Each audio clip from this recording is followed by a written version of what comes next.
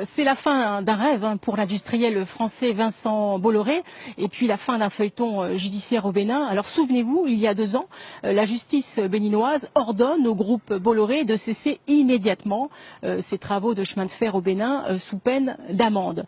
Son adversaire en justice, c'est le milliardaire béninois Samuel Dossou.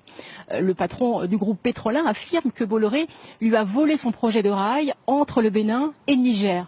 Le Béninois a des preuves, l'appel d'offres qu'il a gagné en 2010.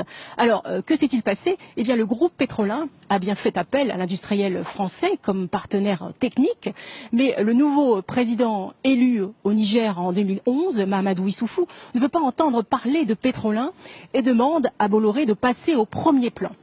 Alors, le président béninois de l'époque, Thomas Yayi cède et les 2 États, Niger et Bénin, misent sur Bolloré. Alors, cette décision de la Cour suprême du Bénin est lourde de conséquences pour le groupe français. L'industriel avait déjà engagé d'énormes travaux au Bénin et au Niger. Au Niger, par exemple, il avait déjà construit le tronçon entre Niamey et Dosso, plus d'une centaine de kilomètres de rails dans le désert. Donc le rêve du français de gérer le flux des marchandises et notamment les minerais comme l'uranium nigérien depuis le désert jusqu'à l'océan, eh bien, tombe définitivement à l'eau.